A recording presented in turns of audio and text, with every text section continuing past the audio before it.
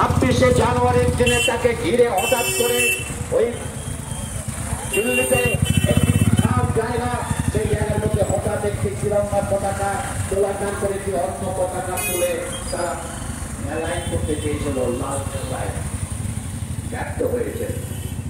কৃষকরা জিতেছে, কৃষি বিলে ফেরত নেওয়া হয়েছে। তাহলে এই কথাই কি বলে না গণ আন্দোলনই একমাত্র শক্তি, গণ আন্দোলনই একমাত্র পথ, যে পথের মধ্য দিয়ে এই সময়কার শাসন ব্যবস্থাকে খানিকটা নিয়ন্ত্রণে আনা যায় এবং শাসকদের খানিকটা নিয়ন্ত্রণ করা যায়। আপনারা বিচার করে দেখবেন। তাহলে গণ আন্দোলনের শক্তি কি? সাধারণভাবে আমরা বুঝি স্বাধীনতার পরে ভারতবর্ষের যেখানে যতটুকু আন্দোলন গড়ে উঠেছে, প্রত্যেকটি আন্দোলনের পিছনে বামপন্থীদের প্রত্যক্ষ ভূমিকা ছিল। সেই আশা থেকে আমাদের দলের সাধারণ সম্পাদক কমরেড প্রভাস ঘোষ প্রত্যেকটি বামপন্থী দলের কাছে আবেদন করেছিলেন। দিল্লিতে গড়ে উঠেছিল 5 পার্টির একটি জোট। হঠাৎ রাতের অন্ধকারে দেখা গেল 5 পার্টির জোট থেকে আমাদের 6 পার্টির জোট, সেই 6 পার্টির জোট থেকে আমাদের সংগঠনকে বাদ দিয়ে দেওয়া হয়েছে। তখনই আমরা বুঝতে পারি আসন্ন নির্বাচনে কংগ্রেসের সঙ্গে সখ্যতা বৃদ্ধি করতে তারা এতই ব্যস্ত, কারণ পার্লামেন্টারি ব্যবস্থার বাইরে থাকলে পরে তারা তাদের অস্তিত্ব খুঁজে পায় না। পার্লামেন্টারি ব্যবস্থা তাদের থাকতে হবেই। তাই পার্লামেন্টারি ব্যবস্থায় থাকার জন্য ভারতবর্ষের পুঁজিবাদের সবচাইতে বড় লক্ষ্য, ভারতবর্ষের শোষিত নিপীড়িত মানুষের যদি মুক্তি চাই, সেই মুক্তির ক্ষেত্রে আদর্শগত শত্রু যে কংগ্রেস রাজনীতি, সেই কংগ্রেস রাজনীতির সঙ্গে তারা আপোষ করে বসলেন এবং নানা ধরনের ফর্মুলার মধ্য দিয়ে শেষ পর্যন্ত তারা নির্বাচনী ঐক্য করে তুললেন। বামপন্থী হিসাবে এটাও কি বিচারিতা নয়? বামপন্থী কর্মীরা ভেবে দেখবেন। আমি এই অঞ্চলেরই ছেলে, পুলিশের বহু লাঠির ঘা আমারও পিঠে আছে, আমার দেহের মধ্যে 3টে বুলেট আজও আছে, কিন্তু আজও আমি মনে করি একটা বামপন্থী কর্মীর গায়ে যদি কোনো কংগ্রেস বা তৃণমূলের লোক হাত দেয়, তাহলে আমি প্রতিবাদে গর্জে উঠতে চাই।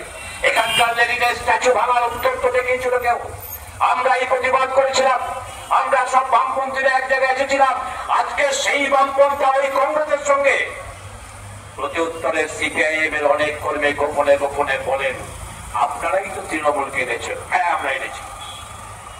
আমরা তৃণমূল কর্মীদের ভেবে দেখতে বলে we are fewer but better fewer. আমাদের অত শক্তি নেই, আমরা অত্যন্ত ডিসিপ্লিন। হাজার হাজার কর্মী আছে যারা রক্ত দিয়ে সত্যকে বাস্তবে রূপ দেওয়ার চেষ্টা করে এবং আমাদের সঙ্গে আপোষ করেই আপনারা ক্ষমতা এসেছিলেন। আমরাও চেয়েছিলাম আপনারা আসুন, আমরা বলেছিলাম নো মোর সিপিএম। হোয়াই 156 জন আমাদের কর্মীকে হত্যা করেছিল সিপিএম। আমাদের 74 জন রাজ্য কমিটির সদস্য, জেলা কমিটির সদস্যকে যাবজ্জীবন জেলের কারাগারে ঢুকিয়েছিলেন এই সিপিএম। এত সত্ত্বেও আমরা সিপিএম কে অপসারণ চাইনি। আমরা অপসারণ চাইলাম তখন যখন নন্দীগ্রামের মুভমেন্টকে তারা গ্রাস করতে চাইছে, শিরুরের আন্দোলনকে তারা গ্রাস করতে চাইছে এবং পিটিয়ে কৃষকদের বধ করতে চাইছে।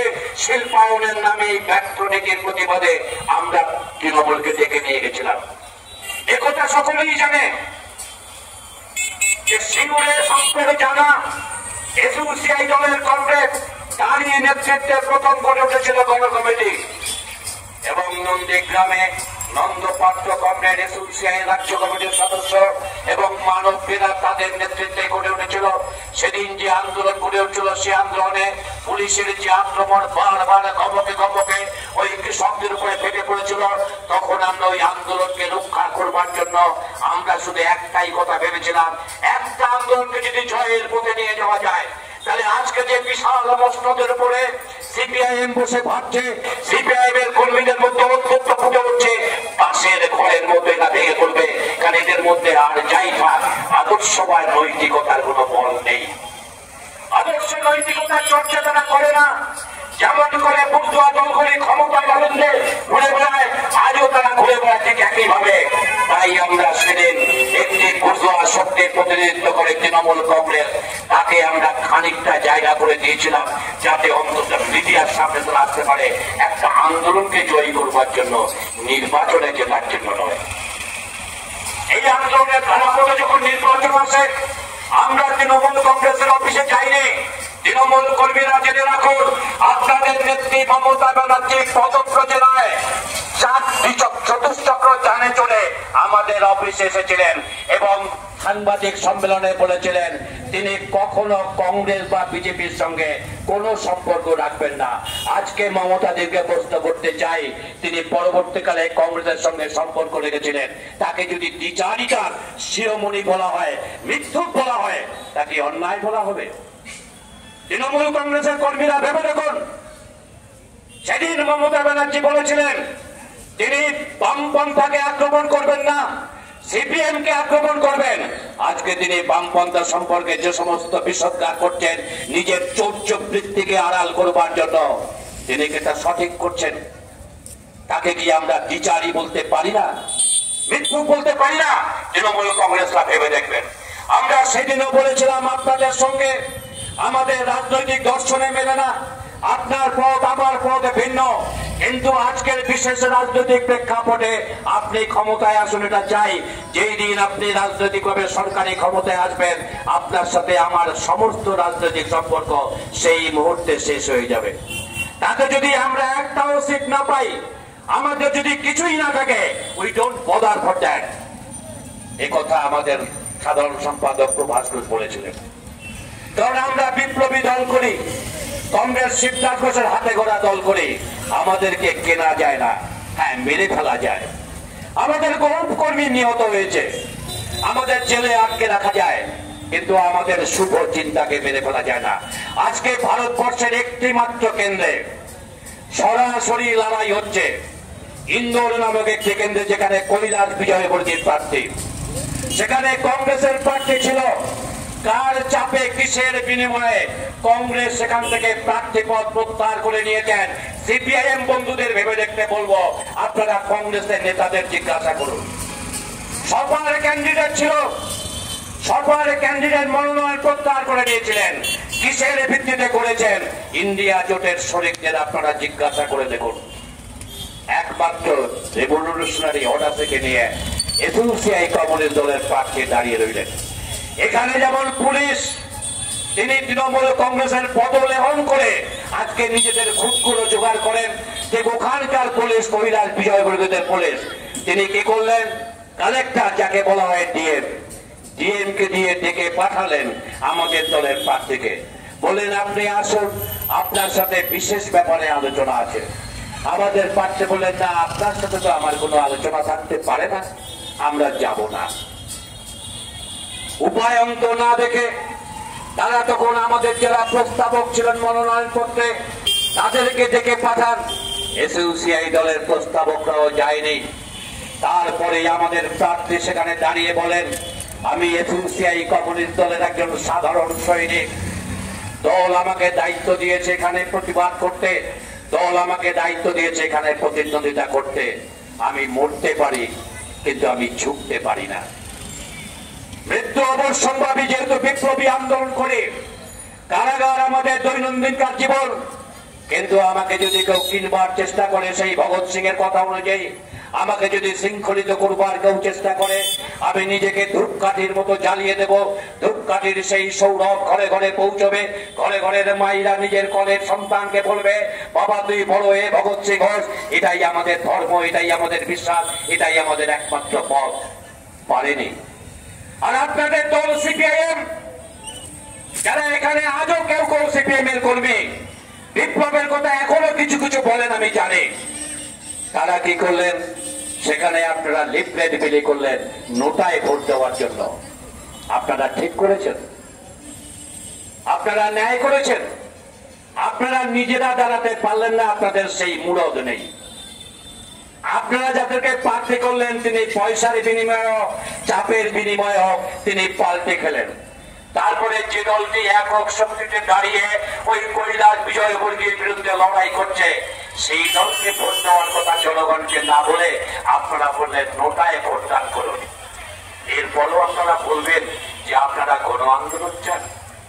তাই আপনারা যখন এসইউসিকে সেই জোট থেকে বের করেছেন, তখন আমাদের মনে পড়েছে ৭৭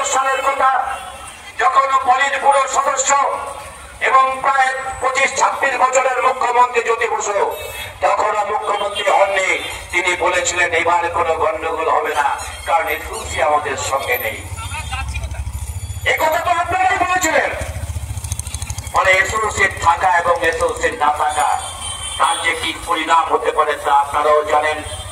আর তৃণমূল কংগ্রেসকে আমি বলবো আপনারা বুঝে নেওয়ার চেষ্টা করুন।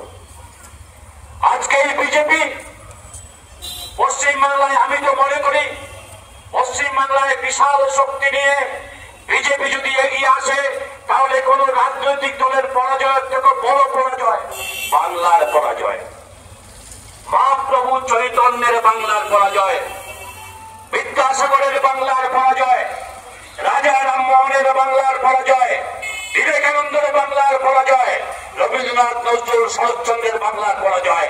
ফলে বিজেপিকে কোন অবস্থাতেই বাংলায় জিততে দেওয়া যায় না। কিন্তু সেই বিজেপিকে পাশে রেখে, মাঝে ভিপি সিংকে রেখে বিশেষ একটি সময়ে জ্যোতিবাবুরা কি সভা করেননি? আজকে তার প্রায়শ্চিত্ত কি আপনাদের করতে হবে না? আবার এই বিজেপি তার মন্ত্রী সভায় শুধু থেকেছেন তৃণমূল কংগ্রেস, তাই নয়, বাড়িতে ডেকে এনে আদর করে ঝিঙে পুস্ত খাওয়ানো থেকে শুরু করে এই বিজেপির সঙ্গে তার সখ্যতা ছিল নাকি? ফলে পশ্চিমবাংলার বুকে আজকে বিজেপিকে সর্বাধিক পরিমাণে প্রাসঙ্গিক করে তুলবার ক্ষেত্রে আজকের তৃণমূল কংগ্রেস এই কাজটাই করছেন। ফলে তৃণমূল কংগ্রেসের এবং বিজেপির মধ্যে একটা আভ্যন্তরীণ সমঝোতা, যেমন 34 বছরের শাসন ব্যবস্থায় কংগ্রেসের সঙ্গে সিপিএম এর সমঝোতা ছিল। তৃণমূল কংগ্রেসের নেত্রী তখন কংগ্রেসী নেতাদের বলতেন তরমুজ, কারণ উপরটা সবুজ ভেতরটা লাল, এবং এই কথা তারা বলতেন সুব্রত মুখার্জি সহ অনেক নেতা সম্পর্কে। আজকের সেই কংগ্রেস আপনাদের বন্ধু হয়েছেন। আবার আজকের বিজেপি যখন, তৃণমূল যখন বিজেপির বিরুদ্ধে এত কথা বলছেন তখন এই কথাও অস্বীকার করার উপায় নেই। মাত্র 11-9 বার ইডির চিঠি প্রত্যাহার করেছিল কেজরিওয়াল। বিজেপি উত্তপ্ত দেখিয়ে মুখ্যমন্ত্রী কেজরিওয়ালকে কারাগারে নিয়ে গেছেন। আর একাধিকবার নয়, 13 বার ইডির নোটিশ পরিত্যাগ করার পরেও এ রাজ্যের শ্রমমন্ত্রী মলয় ঘটককে একবারের জন্য কারাগারে নিতে পারলেন না। সেটা কি কোন একটা জায়গায় আপোষ? কারণ ওই আসানসোলের শিক্ষা বড় দরকার, দুর্গাপুরের শিক্ষা বড় দরকার, সেটা কি আন্ডারস্ট্যান্ডিং নয়? আর এই আন্ডারস্ট্যান্ডিং এর পেছনে মমতা ব্যানার্জিকে বলবো, আপনি কি এতই কচি খুকি যে কিছুই জানেন না? এটা পসিবল? আপনারা ভেবে দেখুন, আমার পকেট থেকে যদি আপনি কিছু টাকা চুরি করেন, আমি 1 মাস না খেয়ে থাকবো, হয়তো 2 মাস না খেয়ে থাকবো, হয়তো বাড়িতে যেটুকু সঞ্চিত সম্পদ আছে তা বিক্রি করে দিতে বাধ্য হবো, হয়তো ঋণগ্রস্ত হব, কিন্তু আমার ভবিষ্যৎ সর্বনাশ হয়ে যাবে না। কিন্তু আমি আমার শিশু সন্তানকে স্কুলে পাঠাই, আমি আশা করি একদিন আমার সন্তান বড় হয়ে সে আমাকে সাহায্য করবে, সে বড় হবে। সে যদি আমাকে সাহায্য নাও করে, আমার সন্তান অন্তত বড় হয়ে সে অন্তত একটু শিক্ষিত হতে পারবে।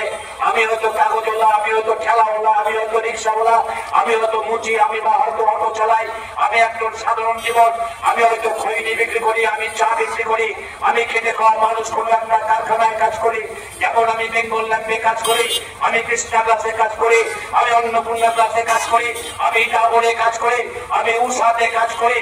আজ এগুলো সবই উঠে গেছে, বড় বড় মাল্টি স্টোরি বিল্ডিং হয়েছে, সিপিআইএম এর আমলেই হয়েছে। সেই কারখানার শ্রমিকরা কোথায়? সেই শ্রমিকটাই হয়তো আজকে রিক্সা চালায়, সেই শ্রমিকটাই হয়তো বাসে কন্ডাক্টরি করে, সেই শ্রমিকটাই হয়তো আজকে রাস্তায় 100 দিনের কাজে ওই কর্পোরেশনে ঝাড়ু দেয়।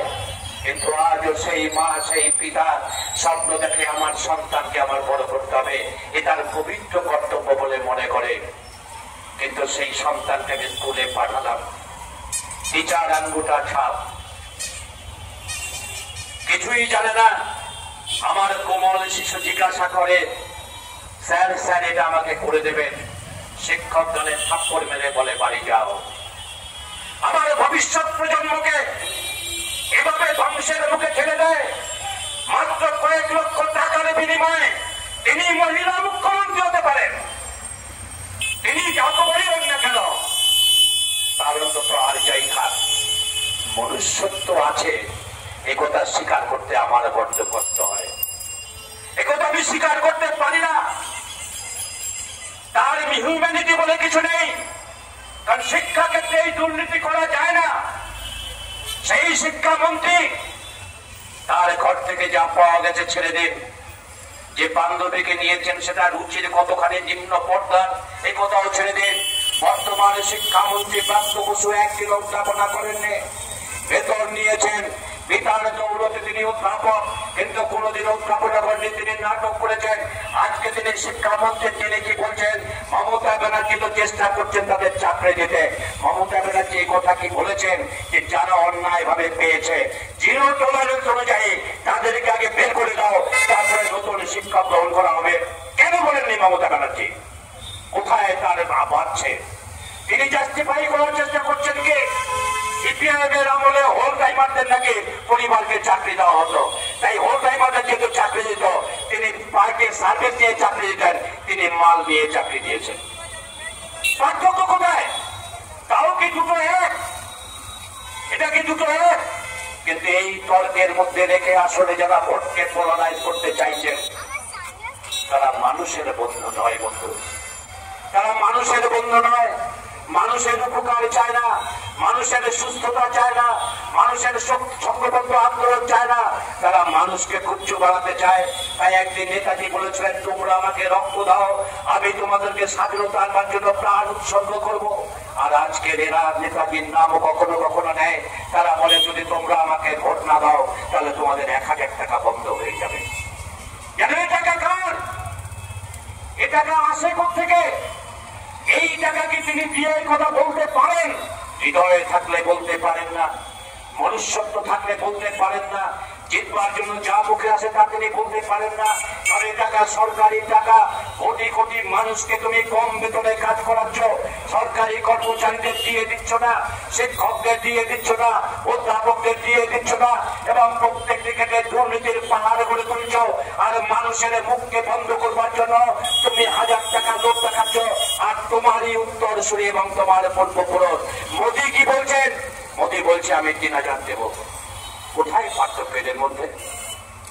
বলে মোদী আর দিদির এই যে অ্যাডজাস্টমেন্ট, এটা একটা পলিটিক্যাল অ্যাডজাস্টমেন্ট। এই পলিটিক্যাল অ্যাডজাস্টমেন্টের পিছনে কাজ করছে ভারতবর্ষের পুঁজিপতিদের যে আভ্যন্তরীণ সংকট, ভারতীয় পুঁজির যে আভ্যন্তরীণ সংকট। পুঁজি আজকে ছটফট করে কাঁদছে, তারা আজকে পুঁজি নিবেশ করতে পারছেন না, কোন কল কারখানা হচ্ছে না, কোথাও তারা টাকা ইনভেস্ট করতে পারছেন না। তাই তারা আজকে সার্ভিস সেক্টরে আসছেন। তাই সরকারি স্কুলকে বন্ধ করে দিয়ে বেসরকারি স্কুল করো। কে হবে মালিক? টাটা, বিড়লা, জৈন, খৈতান, ডালমিয়া, গোয়েঙ্কা, আদানি, এরা হবে স্কুলের মালিক। হাসপাতালগুলোকে ভেতর থেকে ধ্বংস করে দাও। আর কারা হবেন মালিক? হবেন মালিক হলেন কালীপতি চৌধুরীর মতো লোক। সেদিন যখন টিভি হাসপাতালকে তুলে দেওয়া হয়েছিল, এই রাস্তার উপরে বহু আন্দোলনের সাক্ষী আপনারা কাকে পেয়েছিলেন? সিপিআইএমের নেতারা সেদিন আমাদেরকে টেনে মারতে এসেছিলেন। আর এই ময়দানে দাঁড়িয়ে এখানকার প্রার্থী কল্পনা দত্ত নস্কর তিনি বারবার লড়াইয়ের সামনে দাঁড়িয়েছিলেন, বারবার দাঁড়িয়েছিলেন। কেন দাঁড়িয়েছিলেন জানেন? এটাকেই বলে রিভলিউশনারি অডাসিটি। সে জানে আমি মরবো, সে জানে আমাকে মারতে পারে, কিন্তু আমাকে সাহসের সঙ্গে দাঁড়াতে হবে, আমাকে সাহসের সঙ্গে দাঁড়াতে হবে। আমার মৃত্যুর মধ্য দিয়ে আবার নূতন কর্মী জন্মাবে, এটাই তো ছিল তার একমাত্র স্বপ্ন। This is the revolutionary Audacity. ওটাই সেই অডাসিটি। একবার ক্ষমতাচ্যুত হয়েছেন আর বিজেপির পেছনে গিয়ে বসছেন আগে নাম করে বাপ। তারপরে আপনারা বলেন আপনারা নাকি বামপন্থী। অপারেশন সানশাইনের কথা বলে গোটা কলকাতার হকারদের উচ্ছেদ করে দিলেন। অত্যন্ত দেখিয়ে বললেন এটা নূতন সূর্যের হৃদয়। এসএলসিআই দলের কর্মীরা হকার সংগ্রাম কমিটি গঠন করে রাস্তায় দাঁড়িয়ে বললেন আসলে পুঁজিপতিদের নির্লজ্জ দালালি। ক্ষুদ্র ব্যবসাকে ধ্বংস করে বৃহৎ পুঁজির প্রবেশ ঘটাতেই হকার উচ্ছেদ করা হলো। কিন্তু হকার সংগ্রাম কমিটির নেতৃত্বে যে আন্দোলন গড়ে উঠলো, আন্দোলনের চাপে হকার আছে, আন্দোলনের চাপে আজও হকার ছিল, আছে এবং আগামী দিনেও থাকবে। কেন থাকবে? কারণ আমাদের দেশে আজকে আইনের কোন কোন ক্ষেত্রে বলা হয় protection of livelihood and regulation act, কিন্তু প্রায় 10,000 এমপি পার্লামেন্টের ক্ষমতায় ছিল, 40 বছর কংগ্রেস ক্ষমতায়, কখনো সিপিআইএম এর উপরে নির্ভরশীল সরকারও ছিল। রাইট টু ওয়ার্ক আজও পর্যন্ত after 77 years of independence in our country, why not the right to work is constitutional binding in our country? Why? What are you doing? তোমরা কি করেছো? কেন সংবিধানে বেকার যুবকদের কাজ পাওয়ার অধিকারকে সাংবিধানিক স্বীকৃতির জন্য তোমরা আন্দোলন করে তুলনি? কংগ্রেস কেন করেনি? কংগ্রেস মালিকের দল করবে না জানি। বিজেপি কেন করছে না? বিজেপি মালিকের দল আমি করবে না জানি। তৃণমূল করছে না, ওরা চোর, ওরা ডাকাত, ওরা লুণ্ঠন করছে, ওরা বাজে পার্টি, ওরা করবে না জানি। তুমি সিপিএম যখন তোমার উপরে নির্ভরশীল ছিল সরকার, তখন তুমি এই দাবিতে সোচ্চার হওনি কেন? কেন 77 বছর পরেও আমাদের দেশে আজও রাইট টু ওয়ার্ক সাংবিধানিক ভাবে স্বীকৃত নয়? কেন নয়? এ প্রশ্নের উত্তর দিতে হবে না? আজকে তারা বলছেন যে আমরা ঘরে ঘরে শৌচালয় দিয়েছি, 77 বছর পরেও দেশের নাগরিক তাদের মা বোনের লজ্জা নিবারণ করতে ঘরে একটা শৌচালয় তৈরি করতে পারে না। এটা কি একটি স্বাধীন দেশের নাগরিকের পক্ষে গর্বের? এটা কি একটি স্বাধীন দেশের সরকারের পক্ষে গর্বের? সরকার এই কথা বলার মধ্য দিয়ে তো প্রমাণ করে দেশের জনগণের কোন রকম বিকাশ ঘটেনি, উন্নতি ঘটেনি। দেশের জনগণকে তুমি লুণ্ঠিত করেছ, শোষণ করেছ, তার সমস্ত সম্পর্কে ছিনিয়ে নিয়েছ। আজও যারা নাকি বলেন যে আমরা ঘরে ঘরে মিড ডে মিল স্কুলে, যে মা বাবা তার সন্তানকে বড় করতে চায় সে দুমুঠো পেট ভরে খাইয়ে বাচ্চাকে স্কুলে পাঠাতে পারে না, বরঞ্চ ব্যাগের মধ্যে একটা থালা, একটা গ্লাস দিয়ে দেয়, বাবা স্কুলে খাবার দেবে, সেটা খেয়ে নিন। এটা কি আমাদের স্বাধীন দেশের নাগরিকের কাছে গর্বের? আপনারা ভেবে দেখুন। অথচ এই দেশে আজকের এই সংবাদপত্রে দেখবেন জিন্দাল, যার 10 বছর আগে 320 কোটি টাকার মতো সম্পদ, মাত্র 10 বছরে বেড়ে আজকে তার সম্পদ হয়েছে প্রায় 14,000 কোটি টাকা, 1400 কোটি টাকা। তাহলে কত গুণ বাড়লো 10 বছরে? আর দেশের মানুষের অবস্থা কি? রেল লাইনের পথ ধরে যদি যাতায়াত করি, রেলের পাশের ঝুপড়িগুলোর দিকে যদি তাকাই, তাহলে দেখতে পাবো একদিন যাদের 2 কাঠা জমি ছিল, একটা ছোট্ট ঘর ছিল, হয়তো তারা উঠোন ঝাড় দিতেন, তুলসী মঞ্চে প্রদীপ জ্বালাতেন, আজান শুনে হয়তো তারা নামাজে বসতেন। আজ তাদের ঘরগুলো নেই, তারা গ্রাম ছেড়ে আজকে শহরের বস্তিতে বস্তিতে এসে থাকছেন। তারা আজকে পরিচারিকার কাজ করছেন, তারা আজকে পরিচারিকার কাজ করছেন, তারা এইভাবেই বেঁচে থাকছেন। কংগ্রেস সিদ্ধান্ত আমাদের বলতে হবে, যে পথ দিয়ে তুমি রাজনীতির আঙিনায় আসতে চাও, সে পথে তুমি বহু শত কোটি নিরন্ন বস্ত্রহীন ক্ষুধার্ত শোষিত নিপীড়িত মানুষকে তুমি দেখেছ। তাদের চোখের জল যদি তোমার রাতের ঘুম কেড়ে নিতে না পারে, তাদের বুকের ব্যথা যদি তোমার সামনে রাখা খাবারকে বিশ্বাস করে তুলতে না পারে, তাহলে তুমি রাজনীতির আঙিনায় এসো না। করে খাওয়ার জন্য দুনিয়াটা অনেক বড় করে খাও, কিন্তু রাজনীতি একটা হৃদয় বৃত্তি, বিপ্লবী রাজনীতি একটি উচ্চতর হৃদয় বৃত্তি, সেই রাজনীতিকে তুমি কলুষিত করো না। তাই যখন নাকি আজকে গোটা দেশ জুড়ে পরিযায়ী শ্রমিক, হাজারে হাজারে পরিযায়ী শ্রমিক, আর সেই পরিযায়ী শ্রমিকরা এ প্রান্ত ছেড়ে সে প্রান্তে, ও প্রান্ত ছেড়ে আরেক প্রান্তে তারা কাজ করতে যেতে চান। আমাদের দেশের প্রধানমন্ত্রী, ভারতবর্ষের প্রধানমন্ত্রী, মহাপ্রভু চৈতন্যের প্রধানমন্ত্রী, রাজা রামমোহন রায়ের দেশের প্রধানমন্ত্রী, তিনি নিদান দিলেন কাসর ঘন্টা বাজাও, করোনা চলে যাবে। তারপরে উইদাউট এ নোটিশ হঠাৎ করে তারা লকডাউন করে দিলেন। মানুষ ফিরে আসতে চায়, এই পথ করে আপনারা মানুষকে যেতে দেখেছেন। প্রকৃতির নিয়মে কত শিশু এই পথে জন্মেছে, কত শিশুর প্রাণ চলে গেছে। হৃদয় বিদারক ঘটনা বর্ধমান স্টেশনে এক মহিলা প্ল্যাটফর্মের উপরে পড়ে আছে। তার 2 বছর বা 1.5 বছরের একটি বাচ্চা আঁচল নিয়ে খেলছে। তখনও সে জানে না এই মা তাকে আর কোনোদিন কোলে নেবে না। আমাদের দেশের তথাকথিত সংবাদ মাধ্যম তারা আজকে কে কত বড় চোর নিয়ে প্রতিদিন টকশো করছেন, ঘন্টাখানেক সঙ্গে সুমন, তিনি সবকিছু জানেন, সব জানতা। কিন্তু একদিনও সেই শিশু সন্তানটি কোথায় আছেন তার কোনো পরিচয় জানা যায় না। কেন জানা যায় না? তাকে সংবাদপত্রের মাধ্যমে উচিত ছিল না? নোটবন্দির মধ্য দিয়ে যে মানুষরা প্রাণ হারাবেন, নোটবন্দির মধ্য দিয়ে যে একটি মানুষও তার ন্যায্য অধিকার ফিরে পেলেন না, বিদেশ থেকে কোনো টাকা এলো না, এমনকি লকডাউনের মধ্য দিয়ে মানুষের মৃত্যু ঘটল। যারা আজকে মিড ডে মিলের কথা বলে গর্ব করেন, তাদের উন্নয়নের ফলে পুঁজিপতিদের কাছে টাকার পাহাড় জন্মেছে, তারা কোনোভাবে টাকা দিতে পারছেন না। এই কথাগুলি আপনারা না বলে শুধুমাত্র আজকে কে কত বড় চোর আর কে কত উন্নয়ন করবেন। জওহরলাল নেহরু কি চোর ছিলেন? লাল বাহাদুর শাস্ত্রী চোর ছিলেন? গুলজারলাল নন্দ চোর ছিলেন? ইন্দিরা গান্ধী চোর ছিলেন? মোরারজি দেশাই চোর ছিলেন? মনমোহন সিং চোর ছিলেন? আইকে গুজরাল চোর ছিলেন? দেবে গৌড়া চোর ছিলেন? বিপি সিং চোর ছিলেন? এরা সকলেই চোর ছিলেন। এই কথা আমি বলতে পারি না, যা সত্য নয় তাই বলতে পারি না। এরা প্রত্যেকেই দেশের মানুষের জন্য কিছু করার চেষ্টা করেছেন, কিন্তু তারা দেশ বলতে কি মনে করে?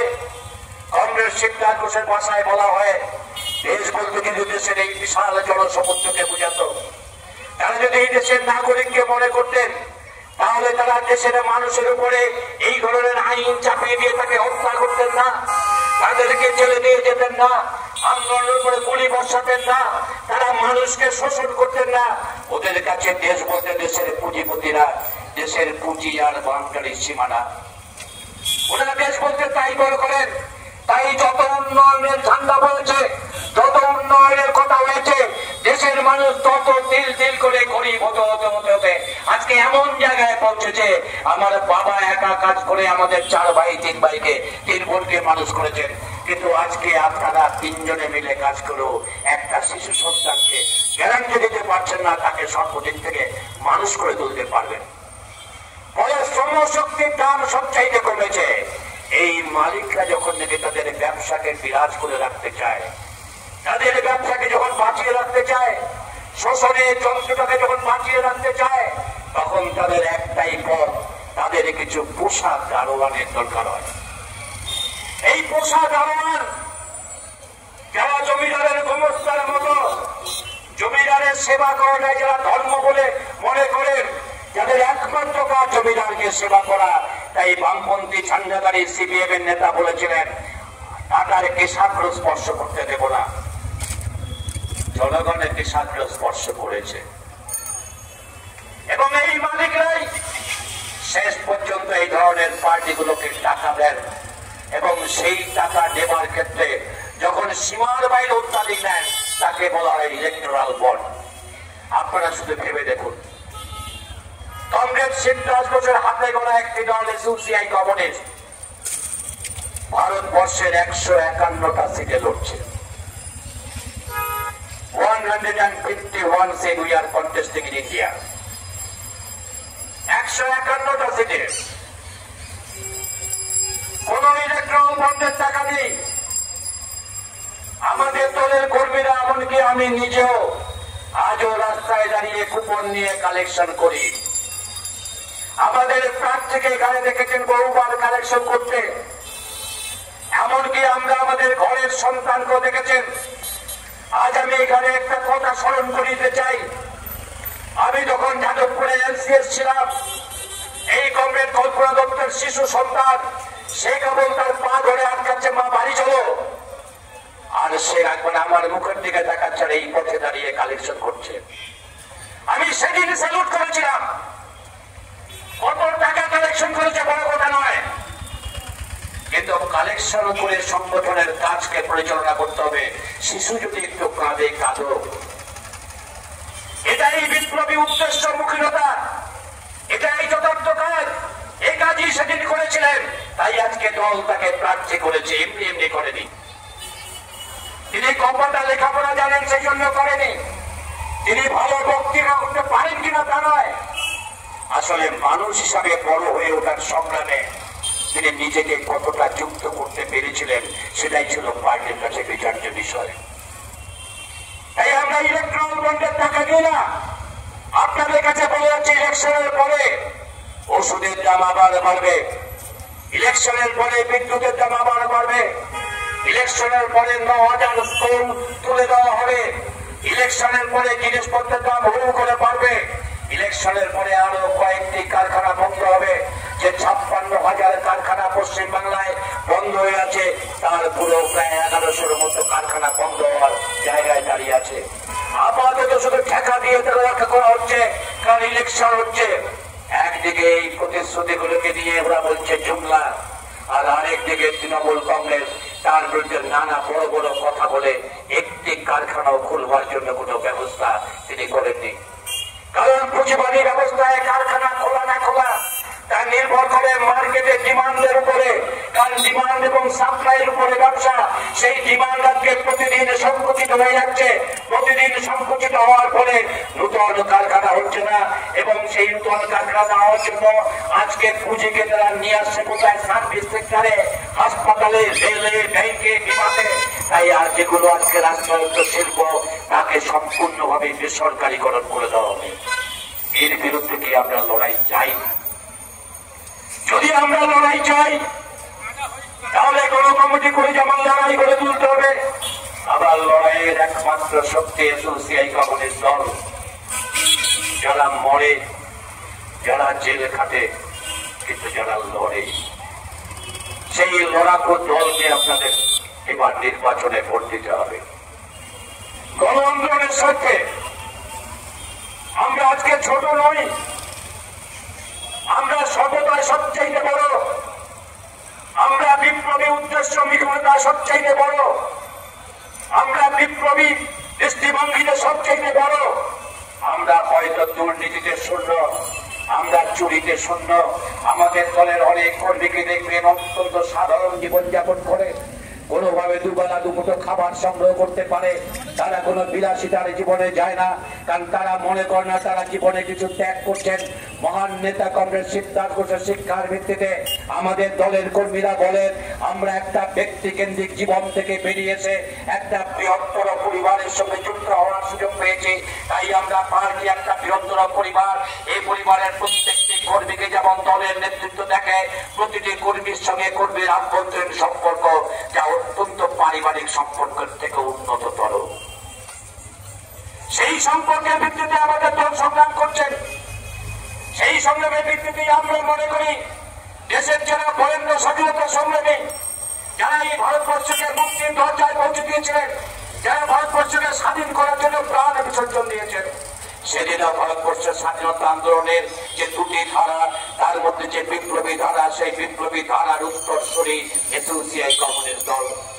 তাই ক্ষুদিরামকে নিয়ে আমরা এই কর্মসূচি করি, আমরা বিনয় বাদল দীনেশকে নিয়ে আমরা কর্মসূচি করি, আমরা নেতাজি সুভাষ চন্দ্র বসুকে নিয়ে কর্মসূচি করি, আমরা মাইকেল মধুসূদন দত্ত, রবীন্দ্রনাথ দত্ত, শরৎচন্দ্রকে নিয়ে কর্মসূচি করি।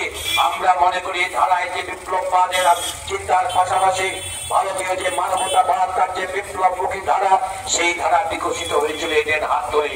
এদের সাথে আমাদের একটু হয়তো কোনো মিল নেই, কিন্তু আপাতত কোনো বিরোধিতা নেই, কারণ তাদের গুণাবলীকে এক্সস্ট করে আরো সর্বহারা মানবতাবাদকে প্রতিষ্ঠা করাই আমাদের কাজ।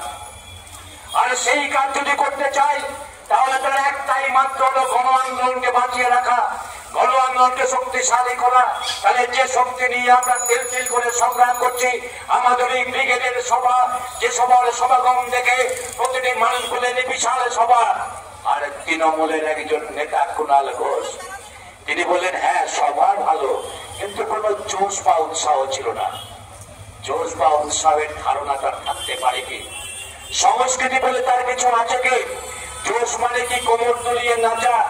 জোশ মানে কি বাদরের মতো লাফানো, জোশ মানে কি গায়ে মুখে রং ছিটিয়ে যা খুশি তাই লাভ দেওয়া, জোশ মানে কি অনাপ শোনা উল্টো পাল্টা বলা। যারা বিপ্লবী তারা ধীর স্থির থাকে, যে শিকারী তা কেউ কেউ কম করে। ফলে শিকার যারা করতে জানে, যারা বিপ্লবের জন্য প্রাণ দিতে জানে, বিপ্লবের জন্য যারা নিজেকে উৎসর্গ করতে জানে, তারা কিন্তু এমনি করেই লড়াই করে তোলে। বাইরের জোর থেকে তাদের শক্তি বোঝা যায় না। তাই আমাদের শক্তি কোথায়? আমাদের শক্তি জনগণের দরজায়, আমাদের শক্তি বিপ্লবের উদ্দেশ্যমুখীতায়, আমাদের শক্তি বিপ্লবী অর্ডার দিতে। তাই আমাদের দলের প্রার্থী কমরেড কল্পনা দত্ত নস্কর এখানে আপনাদের এখানে প্রতিদ্বন্দ্বিতা করছেন। আপনাদের ঘরে ঘরে গিয়ে 2 পয়সা 4 পয়সা 5 টাকা 10 টাকা 20 টাকা করে নিয়ে তা লড়ছেন। আমাদের বড় বড় প্যাম্পলেট নেই, আমাদের বড় বড় লিফলেট নেই, আমাদের বড় বড় মাইক মিটিং নেই। আমরা ক্ষুদ্র মিটিং করে সীমিত স্বার্থের মতো দিয়ে আমরা এই আন্দোলনের ধারাকে বজায় রাখতে চাই।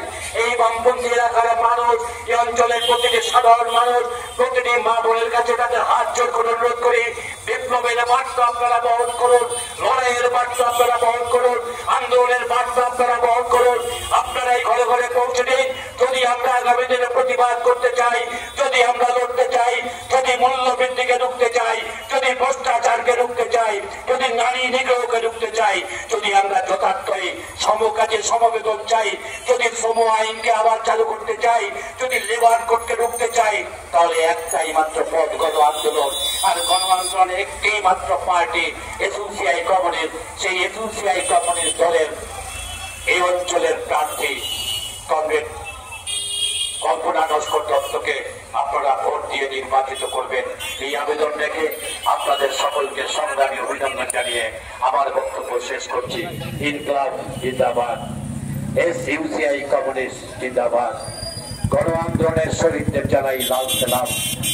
বামপন্থী আন্দোলনের এখানকার সমস্ত শহীদদের জানাই লাল সালাম। সর্বহারার মহান নেতা কমরেড শিবদাস ঘোষ, লাল সালাম।